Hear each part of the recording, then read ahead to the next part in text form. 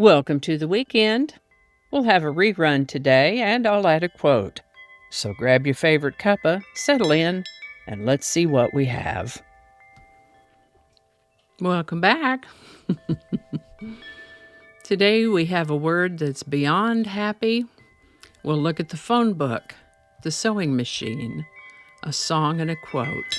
So grab your favorite cuppa, and let's check it out.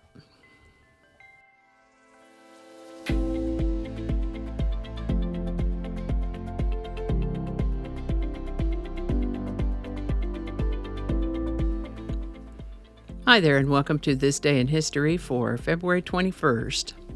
February 21st is the 52nd day of the year in the Gregorian calendar, with 313 days remaining to the end of the year, or 314 if it happens to be a leap year. Today's word is ecstatic. Ecstatic is an adjective that describes an overwhelming feeling of joy, delight, or intense enthusiasm. It can also relate to a state of being beyond normal consciousness, as in a trance-like experience. Some example sentences could include, Sarah was ecstatic when she received the news that she'd won the scholarship, or the crowd erupted into ecstatic cheers as their team scored the winning goal, or the artist described his inspiration as an ecstatic vision that transported him beyond the ordinary. The word ecstatic comes to us through French, Latin before that, originally from Greek. First known use in the English language is around the 1590s, primarily as it related to religious or mystical states of spiritual rapture, and over time its meaning broadened to include extreme happiness and excitement. Ecstatic. And with that, the first telephone directory was issued in New Haven, Connecticut on February 21st, 1878. We always called them phone books growing up. You had your white pages with the residential numbers and then the yellow pages which contained the business listings. Most families kept their book near the telephone, one per household. That telephone was wired to the wall. If the phone wasn't mounted on the wall, it was still wired to the wall. Nowadays, we call such a phone a landline, and fewer folks have landlines these days. I want to talk a minute about the sewing machine. The sewing machine was a game changer of the Industrial Revolution, revolutionizing fabric stitching and making the textile industry much more efficient. Before the sewing machine, sewing was done entirely by hand. A slow and laborious process which resulted in a somewhat fragile end product. The first recorded attempt at mechanizing sewing came in 1790 when Englishman Thomas Saint designed a machine for working with leather and canvas. However, there's no clear evidence that a working model was ever built. Fast forward to 1829 when a French tailor created a machine that used a single thread and a hooked needle to produce a chain stitch. His invention was primarily used for making uniforms, but it faced fierce resistance. Traditional craftsmen, fearing their jobs were at risk, destroyed his workshop and halted his progress. Major breakthroughs came in 1846 with American inventor Elias Howe. He patented a machine that introduced the lock stitch mechanism using two threads and a shuttle, a design that would become the foundation for modern sewing machines. Around the same time, Isaac Singer built upon Howe's work, improving the machine's usability. This sparked a heated legal battle over patent rights, which eventually led to the formation of a group, allowing for standardized production and further innovation. Before Howe's lock-stitch design, though, there was another notable figure, John Greenough, and it was on February 21st, 1842, that Mr. Greenough secured one of the earliest patents for a sewing machine. While it was a step toward mechanized sewing, his design would require some tweaking in order to be very useful, and it didn't gain widespread use or commercial success. So Greenough's contribution to sewing machine technology is often overshadowed, as his machine lacked refinements that later designs would bring. Still, his work added to the growing momentum of sewing machine development.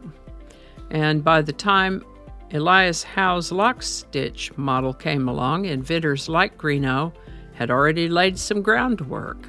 It was Howe's innovation, though, and Singer's improvements that ultimately led to the mass adoption of the sewing machine, transforming the textile industry forever. Now, for some reason, I thought of the song Coconut for today's episode, Coconut by Harry Nilsson. I know we've talked about Harry Nilsson a time or two or three before. And I thought maybe I'd talked about this particular song before, but I couldn't find it, so maybe we talked about it in the comments section of another video. But today's song is Coconut by Harry Nilsson. It's a novelty song written by Harry Nilsson and was the third single released from his 1971 album, Nilsson Schmilsson. Coconut tells a pretty amusing story about putting the lime in the coconut and some other things that happened around it. I remember back in the 60s there used to be something of a meme around the concept of a doctor saying, "Take 2 aspirin and call me in the morning." On those very rare occasions that I wake up with a headache, I remember that meme and I say to myself as I'm taking the 2 aspirin, "Take 2 aspirin and call me in the morning."